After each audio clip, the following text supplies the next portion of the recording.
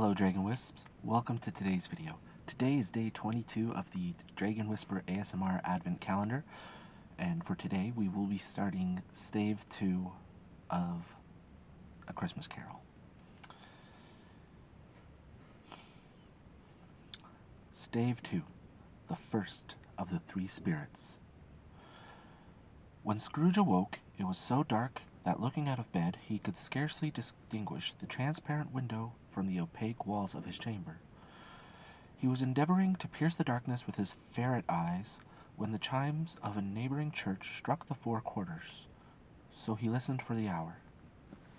To his great astonishment, the heavy bell went on from 6 to 7, and from 7 to 8, and regularly up to 12, then stopped.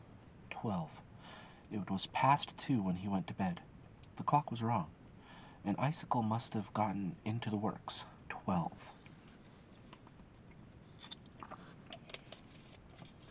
He touched the spring of his repeater to correct this most preposterous clock. Its rapid little pulse beat 12, and stopped. "Why, it isn't possible," said Scrooge, "that I can have slept through the whole day and far into another night. It isn't possible that anything has happened to the sun, and this is 12 at noon." The idea of being an alarming one, he scrambled out of bed and groped his way to the window. He was obliged to rub the frost off with the sleeve of his dressing gown before he could see anything, and could see very little then. All he could make out was that it was still very foggy and extremely cold, and that there was no noise of people running to and fro and making a great stir, as there unquestionably would have been if night had beaten off bright day and taken possession of the world. This was a great relief, because 3 days after sight of this first of exchange to pay to Mr. Ebenezer Scrooge on his order, and so forth, would have become a mere United States security if there were no days to count by. Scrooge went to bed again, and thought and thought, and thought it over and over, and could make nothing of it.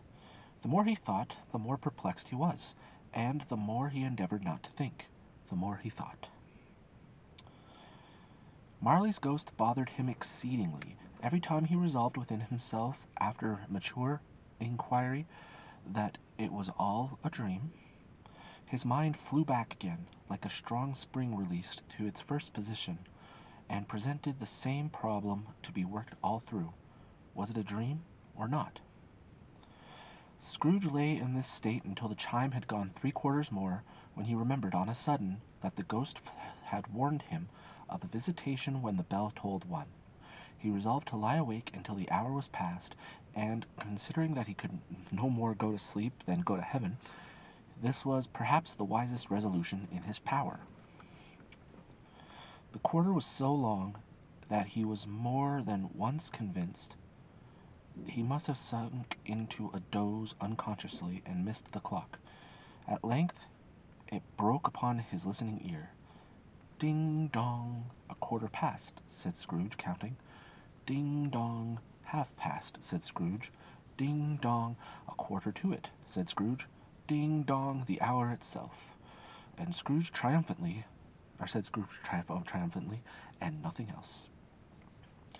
He spoke before the hour bell sounded, which it now did with a deep, dull, hollow, melancholy 1.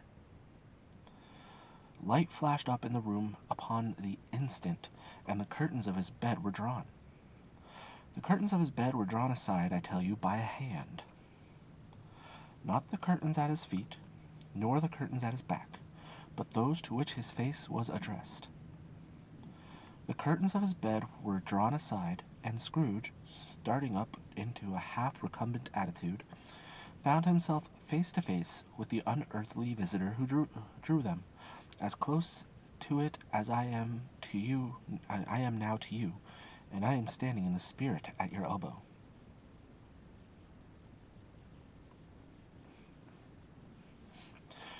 It was a strange figure, like a child, yet not so like a child as like an old man, viewed through some supernatural medium, which gave him the appearance of having receded from the view and being diminished to a child's proportions. Its hair, which hung about its neck and down its back, was white as if with age, and yet the face had not a wrinkle on it, and the tenderest bloom was on the skin. The arms were very long and muscular, the hands the same, as if its hold were of uncommon strength. Its legs and feet were delicately formed, the most delicately formed, were like those upper members bare. It wore a tunic of the purest white, and round its waist was bound a lustrous belt, the sheen of which was beautiful. It held a branch of fresh green holly in its hand, and, in singular contradiction of that wintry emblem, had its dress trimmed with summer flowers. But the strangest thing about it was, that from the crown of its head there sprung a bright, clear jet of light, by which all this was visible, and which it was doubtless the occasion of its using, in its duller moments, a great extinguisher for a cap, which it now held under its arm.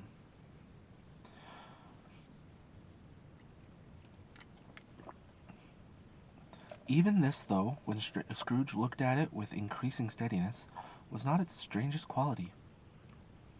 For as its belt sparkled and glittered, now in one part and now in another, and what was light one instant, at another time was dark, so the figure itself fluctuated in its distinctness, being now a thing with one arm, now with one leg, now with 20 legs, now a pair of legs without a head, now a body with a head without a body, of which dissolving parts no outline would be visible in the dense gloom wherein they melted away. And in the very wonder of this, it would be itself again, distinct and clear as ever. "Are you the spirit, sir, whose coming was foretold to me?" asked Scrooge. "I am." The voice was soft and gentle, singularly low, as if instead of being so close beside him, it were at a distance. "Who and what are you?" Scrooge demanded. "I am the ghost of Christmas past." "Long past?" inquired Scrooge, observant of its dwarfish stature. "No, your past." Perhaps Scrooge could not have told anybody why, if anybody could have asked him, but he had a special desire to see the spirit in his cap, and begged him to be covered. "What!" exclaimed the ghost, "would you so soon put out with worldly hands the light I give? Is it not enough that you are one of those whose passions made this cap, and forced me through whole trains of years to wear it low upon my brow?" Scrooge reverently disclaimed all intention to offend or any knowledge of having wilfully bonneted the spirit at any period in his life. He then made bold to inquire what business brought him there. "Your welfare," said the ghost. Scrooge expressed himself much obliged, but could not help thinking that a night of unbroken rest would have been more conducive to that end. The spirit must have heard him thinking, for it said immediately, "Your reclamation, then. Take heed."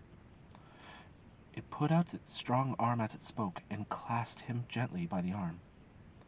"Rise, and walk with me."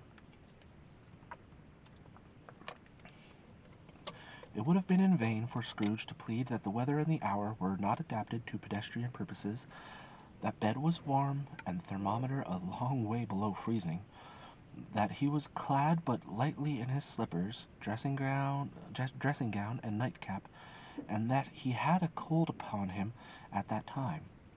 The grasp, though gentle as a woman's hand, was not to be resisted.